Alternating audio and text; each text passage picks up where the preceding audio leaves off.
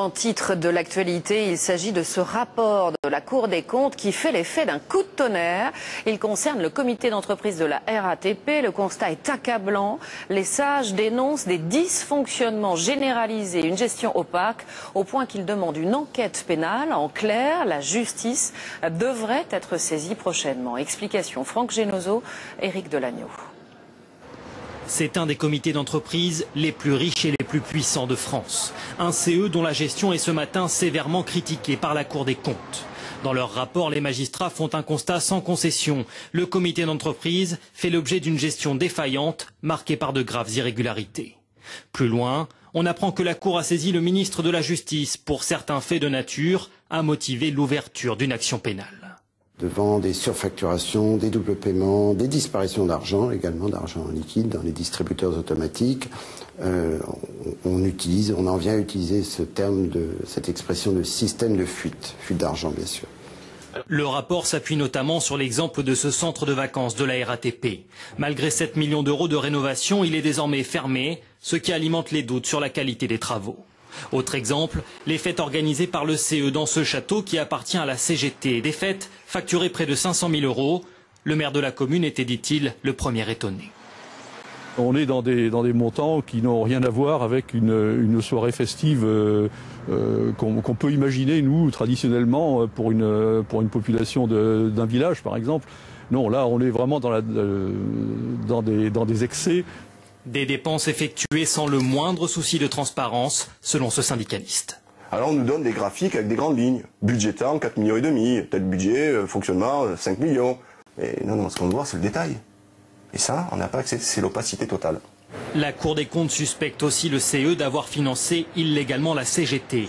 Choquant, estiment certains employés ce matin devant le siège de la RATP. Il faut voir ce que la justice en dira, mais sur ce qu'on en a appris, c'est quand même un peu scandaleux comme méthode. Ce matin, ni le CE ni la direction de la RATP n'ont souhaité répondre à nos questions. Une direction qui a néanmoins pris ses distances en rappelant qu'elle n'est en aucun cas habilitée à contrôler la gestion du comité d'entreprise. Cette affaire rappelle d'autres scandales retentissants. Les CE d'EDF et d'Air France ont déjà été montrés du doigt par la Cour des comptes. Là aussi, on avait parlé de gestion ubuesque et parfois même de détournement de fonds. Que s'est-il passé depuis? Le ménage a-t-il été fait? Y a-t-il eu des condamnations, des remboursements des sommes indûment dépensées? Réponse avec Valérie Lerouge et Tristan Lebras. Ils gèrent des centres de vacances avec vue imprenable, des manoirs ou des cantines. Certains CE sont devenus de grandes entreprises aux effectifs pléthoriques et des budgets qui semblent donner le tournis aux syndicats qui les gèrent. Avril 2004, un juge et des enquêteurs du pôle financier perquisitionnent la caisse centrale des activités sociales d'EDF-GDF. Elle emploie 4000 personnes, est soupçonnée d'escroquerie et de gestion opaque et accumule les pertes, encore 90 millions d'euros l'an passé.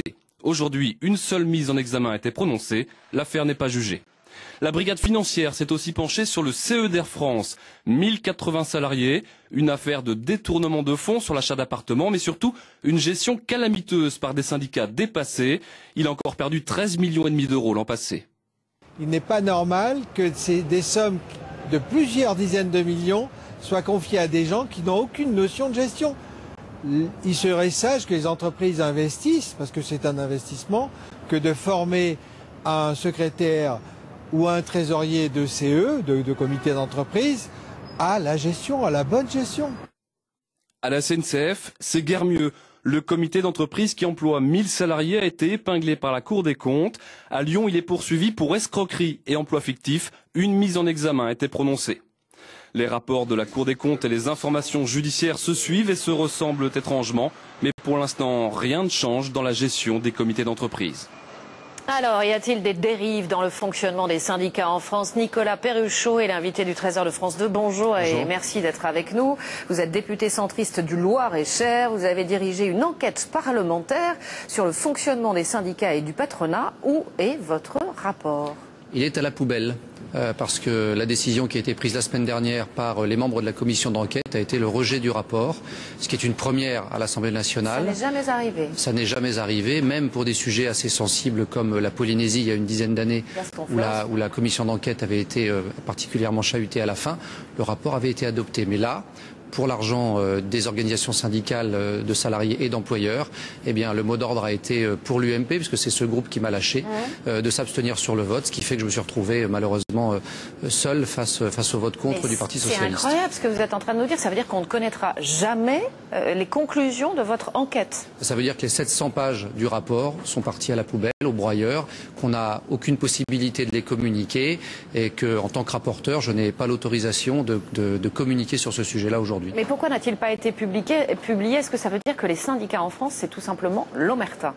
Je pense qu'il y a évidemment une part d'omerta, on vient de le voir dans les sujets que vous avez traités avant, sur les comités d'entreprise, qui sont des organisations très opaques dans leur comptabilité et sur lesquelles malheureusement beaucoup d'affaires se multiplient. Donc il va y avoir un moment où il va falloir prendre des dispositions par rapport à ça, ça ne pourra pas durer très longtemps. Et puis il y a évidemment sur le financement des syndicats, beaucoup de fantasmes, beaucoup de tabous, mais une volonté au plus haut niveau qui est on ne parle pas de ce sujet aujourd'hui dans le pays. Pourquoi les différentes directions ne mettent-elles pas leur nez tout simplement dans le fonctionnement des CE, puisqu'elles savent qu'il y a des irrégularités?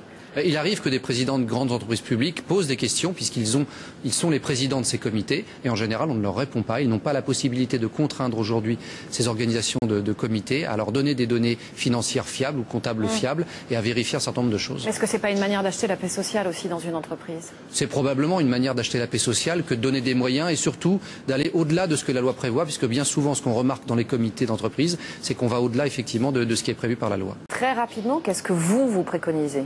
Pour les comités d'entreprise, très simplement, il faut certifier les comptes, demander à ce qu'ils soient publiés de manière très officielle et ensuite faire en sorte qu'on ait une procédure d'achat qui passe par des appels d'offres. Aujourd'hui, même pour des comités d'entreprise qui gèrent plusieurs centaines de millions d'euros par an, il n'y a aucune de ces procédures qui est obligatoire. Merci à vous, Nicolas Perruchot, pour cette interview donc, sur le plateau du 13h de France 2. Il est 13h20.